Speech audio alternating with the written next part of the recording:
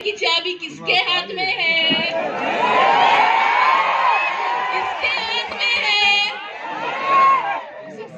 Mayor seat reserve है नहीं है। अब इंशाल्लाह एक हिजाबी मेयर बनेगी निजामाबाद से। अगर 21 के 21 हमारे कामयाब हो जाए तो पावर की चाबी किसके हाथ में है? किसके हाथ में है? मेयर सीट रिजर्व है नहीं है। अब इंशाल्लाह एक हिजाबी मेयर बनेगी निजामाबाद से। पूरा गेम बदल दो, पूरा गेम। 11 तारीख के दिन निजामाबाद में सिर्फ पतंग पतंग पतंग, बाकी सब खत्म खत्म खत्म। नमस्कार। नितिन नवीन आगे बोल रहा था। नितिन नवीन बीजेपी नेशनल प्रेसिडेंट महबूब नगर में आया था। उन्हें बोल रहा यहाँ पे वक्फ बोर्ड ये वो, अमित शाह के क्या बोल रहे थे, 4% रिजर्वेशन मुसलमानों का खत्म कर देंगे और इन्हों क्या कि निजामाबाद का नाम बदल देंगे। अरे बाता बाता बाता, तुम पहले हुकूमत तो बना के दिखाओ। यहाँ पे निजामाबाद का शहर का नाम तुम ख्वाबों में बदल लो, हकीकत में हो नहीं सकता। इंशाल्लाह निजामाबाद निजामाबाद ही रहेगा। उम्मीदवारों के हक में इस्तेमाल कर कर उनको कामयाब कराना जरूरी है, ताकि आने वाले दिनों में हर महाज के ऊपर आपके बिहाफ में मजलिस इत्तेहादुल मुस्लिमीन हर महाज पर ठहर कर आपके हक के लिए लड़ सके। तो मेरी आप तमाम बुजुर्गों से, यहाँ पर जितने हैं और आपके अजीजों खारिब जहां भी है, मजलिस इत्तेहादुल मुस्लिमीन वार्ड नंबर 11, 12, 13, 14, 15, 29, 30, 31, 32, 33, 50, 51, 52, 53, 54, 55, 56, 57, 58, 59, 60 ये 21 सीटों पे लड़ रही।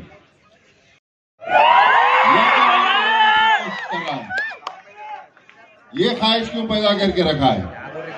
तो बहरहाल मैं आपसे यही कहूंगा, का काम नहीं कराया, पूरा काम नीचे गांव में ले आके कराया। क्यों?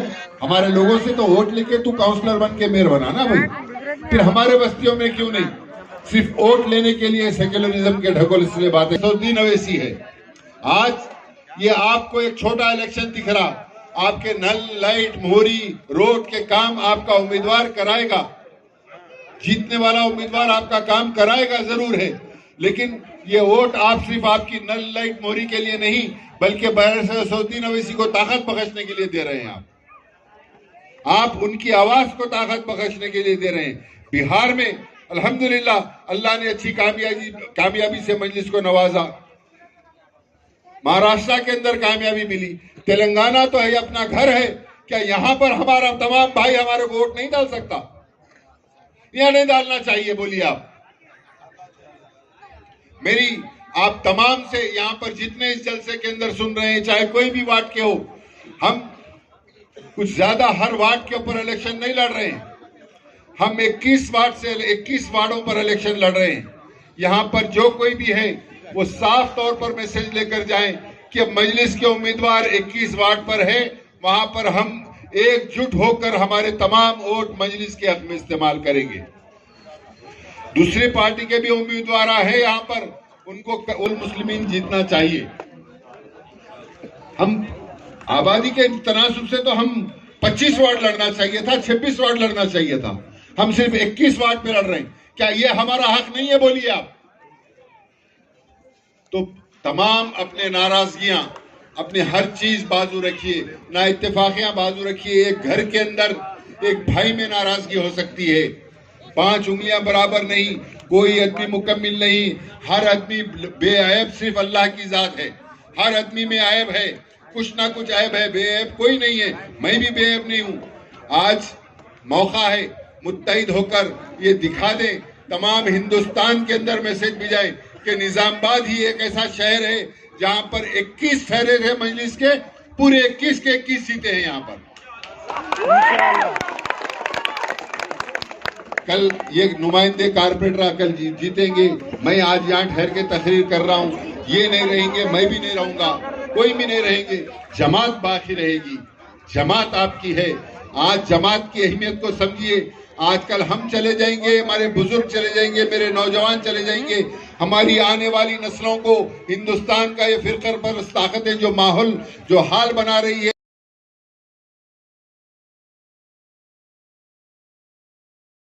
आपके जितने भी लोग यहाँ पर निजामाबाद में हैं, सबको ये मैसेज दीजिए कि इस बार अहद कर लीजिए, जहां जहां पर मजलिस इत्तेहादुल मुस्लिमीन का उम्मीदवार है, हम एकजुट होकर पतंग के निशान के ऊपर मोहर लगाकर मजलिस को कामयाब करेंगे।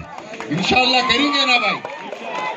निजामाबाद से बैरिस्टर असदुद्दीन अवैसी को हम सब मिलकर तोहफा देंगे और पूरे हिंदुस्तान को बता देंगे कि हम मुत्तहिद है, हमारे के अंदर कोई निफाक नहीं पैदा कर सकता। छोटा इलेक्शन है, इसके अंदर तो मुत्तहिद हो जाओ, इसके अंदर तो मुत्तहिद होकर एकजुट होकर सब जने मिलकर अपनी जमात के लिए वोट दीजिए, अपनी जमात को मजबूत कीजिए। इंशाअल्लाह 13 तारीख के रोज रिजल्ट है, मैं 13 तारीख के रोज निजामाबाद में रहूंगा। मैं उम्मीद करता हूं निजामाबाद की आवाम असदुद्दीन अवैसी को और हमको मायूस नहीं करेगी इंशाअल्लाह ताला। मैं फिर एक बार आप तमाम से ही गुजारिश करूंगा कि 11 तारीख के रोज निकलकर अपना एक एक वोट मजलिस के उम्मीदवारों के हक में दीजिए, मजलिस को ताकत बख्शिए। मजलिस आपकी जमात है। शुक्रिया, अस्सलाम वालेकुम। आइए हमारे और आपके बीच में हमारे खुसूसी मेहमान हैदराबाद से आए हुए सैयदा फलक मैडम को मैं दावत देता हूं कि आके अपने ख्यालात का इजहार करें।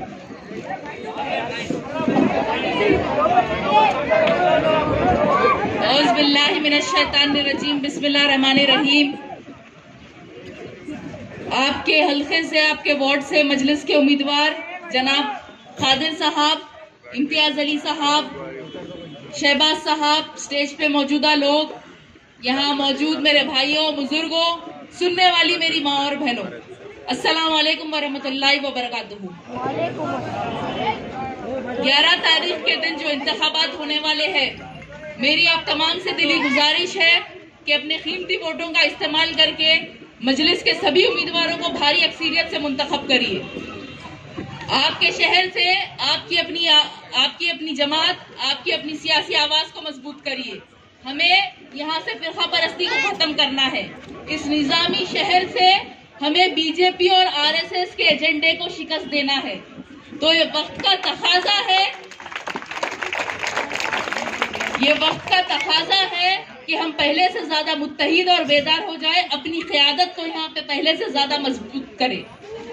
और बेशक यहाँ हमारा मुकाबला बीजेपी से है, उनसे खुलेआम हमारा मुकाबला है जरूर, लेकिन आप लोग इस बात को भी जहन में रखिए कि जब बात हमारे शरीयत पर आती है, जब बात हमारे मस्जिदों के तहफ़्फ़ुज़ की आती है, दरगाहों के तहफ़्फ़ुज़ की आती है, जब बात हमारी शरीयत पर आती है, जब दाढ़ी और टोपी के नाम पर मुसलमानों को मारा जाता है, जब हमारा हिजाब और निकाब खींचा जाता है, जब हमारे नबी के शान में गुस्ताखी होती है, तो ये सो कॉल्ड सेक्युलर पार्टीज कोई खुल के नहीं बोलते। वो सिर्फ और सिर्फ पूरे हिंदुस्तान में हमारे वाहिद कायद असदुद्दीन ओवैसी साहब है।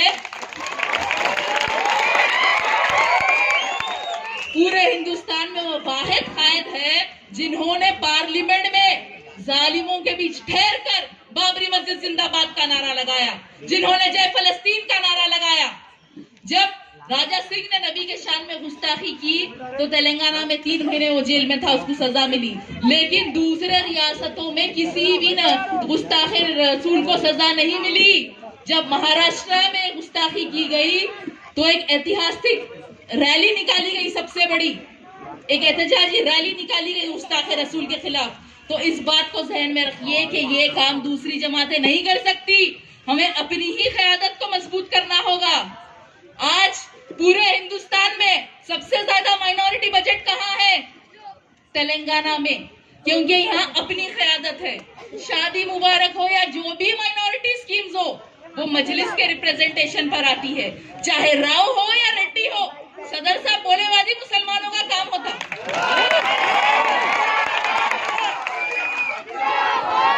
और अच्छा, जब जुबली हिल्स का बाई इलेक्शन हुआ तो क्या हुआ? आए ना सीएम रेवंत रेड्डी हमारे दर पे, सदर साहब आपकी जरूरत है, मदद करिए, हम ही जिताए ना। तो ये हमारे इत्तेहाद की ताकत है, हमारे इत्तेहाद की ताकत से हम हुकूमत को हमारे दर पे ला सकते हैं। तो खुदारा इस इत्तेहाद को बरकरार रखिए। और अब बीजेपी वालों के बारे में क्या बोलेंगे भाई? कोई मुद्दा है उनको इलेक्शन लड़ने? रात दिन मुसलमानों के खिलाफ बोले तो उनकी सियासत चलती। अब वो एक महाराष्ट्र में एक छोटा रिचार्ज है नीतीश राणे,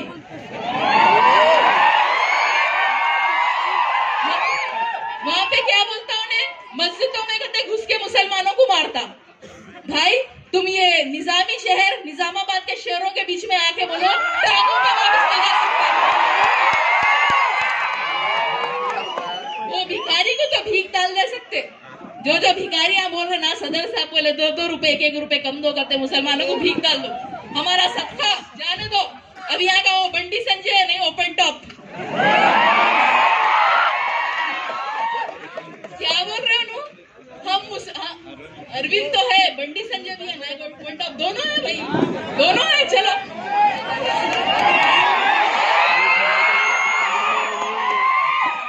वो बंडी संजय बोल रहा हम मुस्लिम खवातीन के लिए जो है ट्रिपल तलाक कानून खत्म कर दिए, हम ये करे वो करे। भाई इस्लाम ने मुसलमान औरतों को बहुत ज्यादा इज्जत, फजीलत, हुकूक, हर चीज दिए। हमें आपकी जरूरत नहीं है। हर कानून हमारे खिलाफ लाते बोलते मुस्लिम खवातीन के फेवर में है। और तुम लोगों को दुश्मनी है ना हमारे हिजाब और निकाब से। बार बार हिजाब निकाब पहन के बच्ची जो है, औरत जो है प्राइम मिनिस्टर नहीं बन सकती, पढ़ नहीं सकते, ये नहीं कर सकते, बैन कर देते। ठीक है, चुपता ना तुम्हारे आंखों में ये हिजाब और निकाब। अब निजामाबाद में टोटल कितने वार्ड है? 60। और मजलिस कितने सीटों पे लड़ी?